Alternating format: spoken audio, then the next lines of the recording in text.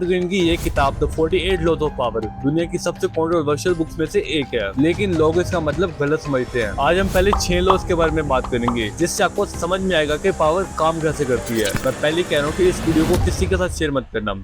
अगर आप ये तो पूरी एंड तक देखना और अकेले देखना। ये इस बुक का पार्ट 1 है। पार्ट 2 तभी आएगा जब आप इस वीडियो पर 500 लाइक्स करवा दोगे, क्योंकि इस वीडियो के बाद आप लोगों के हिडन मोटिव्स को पहचान सकोगे और किसी को भी आसानी से कंट्रोल कर पाओगे। अगर तुम्हें इस वीडियो में सच में कुछ सीखना है तो लॉ 6 गलती से भी स्किप मत करना, बहुत इंपॉर्टेंट है ये। Let's start with the law number 1, never outshine the master.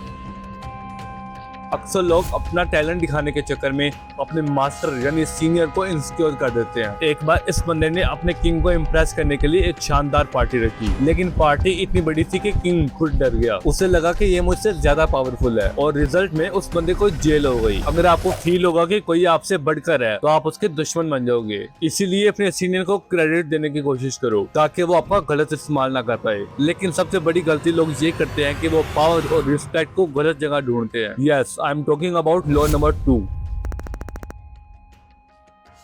हम अक्सर अपने दोस्तों पर आंख बंद करके भरोसा करते हैं। एक मरतबा एक सुल्तान ने अपने दोस्त को वजीर बनाया, तो उस दोस्त ने अपनी दोस्ती का भरपूर फायदा उठाया और सुल्तान को रिप्लेस करने की कोशिश की। दोस्ती में इमोशनल अटैचमेंट्स होते हैं जिससे आप सही से फैसले नहीं कर पाते। इसीलिए दुश्मन को काम पे लगाओ, क्योंकि वो खुद को साबित करने के लिए आपसे ज्यादा मेहनत करेगा। दोस्त कभी भी वफादार नहीं हो सकता, क्योंकि वो आपके बारे में सब कुछ जानता है।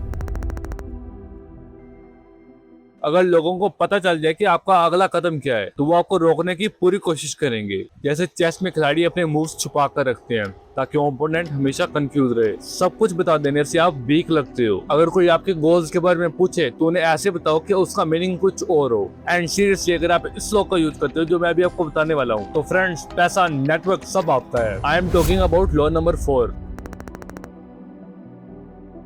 ज्यादा बोलने से आपकी वैल्यू कम होती है। इस्लामिक हिस्ट्री में एक बहुत ही प्यारा कोट है कि आपकी जुबान दुकान की तरह है, जब खुलती है तो पता चलता है इसमें सोना है या गंदगी। और एक और कोट है कि अपनी जुबान को प्रोटेक्ट करो, जितना कम बोलोगे उतना ही ज्यादा पावरफुल और मिस्टीरियस लगोगे। हम नर्वस होकर या इम्प्रेस करने के लिए फालतू की बातें करते हैं, जिससे सामने वाला हमारी पर्सनैलिटी का अंदाजा एक पल में लगा लेता है। एक बार आपने मुंह से कोई बात निकाल दी तो आप उसे वापस नहीं ले सकते। इसलिए कम बोलो ताकि आपकी बात का वजन हो। यहाँ तक अगर वीडियो अच्छी लगी हो तो लाइक कर सकते हो for the algorithm, and subscribe कर सकते हो ऐसी ही वीडियोस के लिए। और इससे मुझे भी मोटिवेशन मिलती है कि मैं आपके लिए बेस्ट वीडियोस बनाऊं। अगर कोई आपकी इज्जत नहीं करता तो ये कान मुंह नाक कान खोल के सुनना।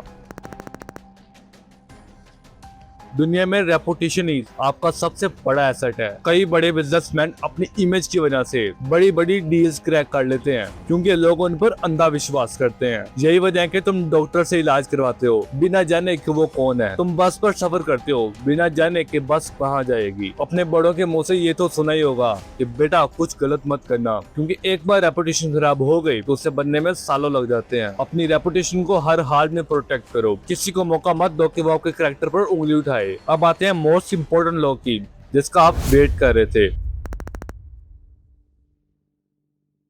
जो दिखता है वही बिकता है। अगर आप भीड़ की वजह नहीं हो तो इसका मतलब भीड़ की वजह कोई और है, क्योंकि शेर भीड़ का हिस्सा नहीं, भीड़ की वजह होता है। हमें हमेशा सिखाया गया कि भीड़ से अलग चलो, लेकिन ये बात सिर्फ कहने में अच्छी लगती है। इसीलिए आपको भीड़ में रहकर अलग चलना पड़ेगा। अगर मैं तुमसे कहूँ कि किसी फोन कंपनी का नाम सोचो तो तुम्हारे दिमाग में सबसे पहले आईफोन आएगा, क्योंकि एप्पल भीड़ में रहकर अलग चल रही है। इसीलिए कुछ ऐसा करो जो तुम्हें सबसे अलग दिखाए। अगर एक बार लोग आपके हो गए तो और क्या चाहिए। एंड कांग्रेचुलेशंस, हमने सारे दोस्त को डिकोड कर लिया है। आई होप आपको मजा भी आया होगा, लेकिन पार्ट 2 तभी आएगा जब इस वीडियो पर 500 लाइक और 200 कमेंट होंगे।